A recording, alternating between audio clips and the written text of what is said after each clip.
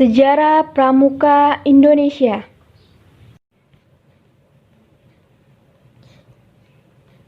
Sejarah Pramuka Indonesia pada masa penjajahan Belanda.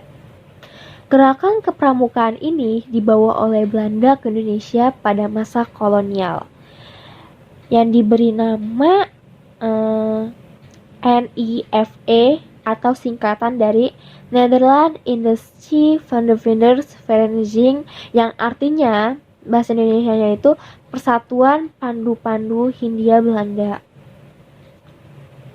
Organisasi kepanduan ini ternyata mendapat perhatian dari pemimpin gerakan kemerdekaan.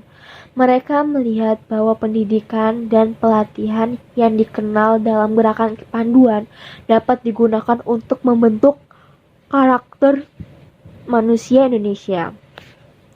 Para tokoh yang sepakat untuk menentukan organisasi serupa yaitu seperti SIAP, yaitu Sarekat Islam Advendeling Vandervinderi, HW Isbulwaton, JPO Javanes Vandervinders Organisasi, dan Natividad Nasional Islamic Vandervinderi, dan JJP Jong Java Vandervinderi. Ternyata penggunaan istilah Vandervinderi yang digunakan dalam kelompok-kelompok tersebut mendapatkan larangan dari Belanda. Namun para tokoh nasional Indonesia tidak kehilangan akal. Oleh karena itu, Kiai Haji Agus Salim mengganti istilah Vandervinderi menjadi pandu atau kepanduan. Setelah peristiwa Sumpah Pemuda, kesadaran nasional rakyat Indonesia semakin meningkat. Beberapa organisasi kepanduan melebur diri menjadi organisasi yang lebih besar.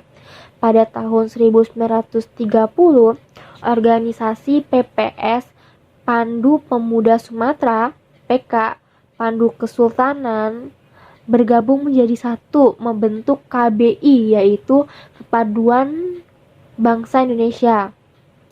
Tahun 1931 dibentuklah wadah baru bagi gerakan kepanduan Indonesia yang bernama PAPI, Persatuan Antar Pandu Indonesia.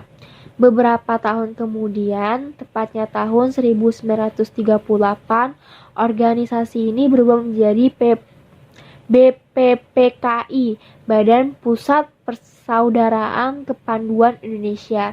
Segala upaya menggalang rasa persatuan dan kesatuan bangsa, Badan Pusat Persaudaraan Kepanduan Indonesia berencana untuk melakukan kegiatan jambore di seluruh Indonesia.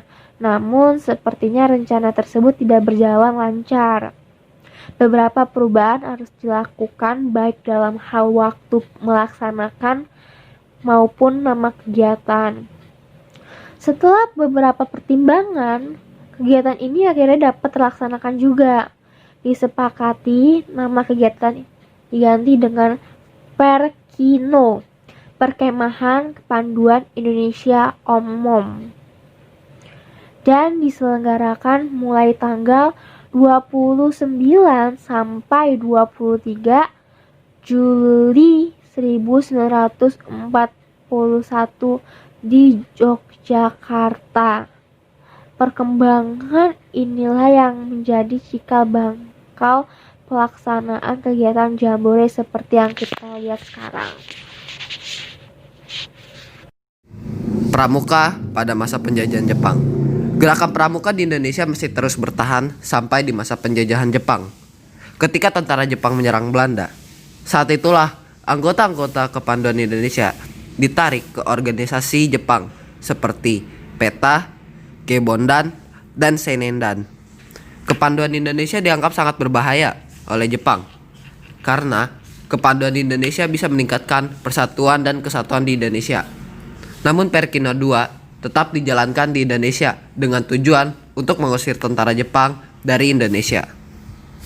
Yang terakhir adalah sejarah Pramuka Indonesia pada masa kemerdekaan. Organisasi Pandu Rakyat Indonesia kembali didirikan pada tahun 1945 setelah merdeka di kota Solo. Organisasi ini juga menjadi sebuah wadah yang dimana beberapa anggotanya merupakan anggota dari Kepanduan Indonesia. Ada sekitar 100 organisasi Kepanduan Indonesia di tahun 1961 dan dibagi menjadi 3 federasi organisasi. Ketiga federasi dari Kepanduan Indonesia ini diantaranya yaitu Persatuan Putra Putri Indonesia, Persatuan Kepanduan Putri Indonesia, dan juga Ikatan Pandu Indonesia.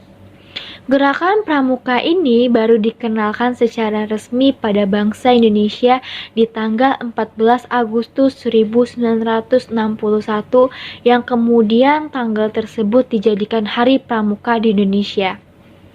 Sebagai warga negara Indonesia yang baik, kita memang harus mengenal sejarah pramuka sejak awal di Indonesia. Kita juga akan lebih menghargai setiap organisasi kepanduan yang ada di Indonesia. Karena dengan dibentuknya organisasi tersebut, maka terbentuklah karakter yang ada di setiap orang serta memberi pengalaman yang berharga bagi Indonesia. Nah, itulah penjelasan tentang sejarah pramuka Indonesia.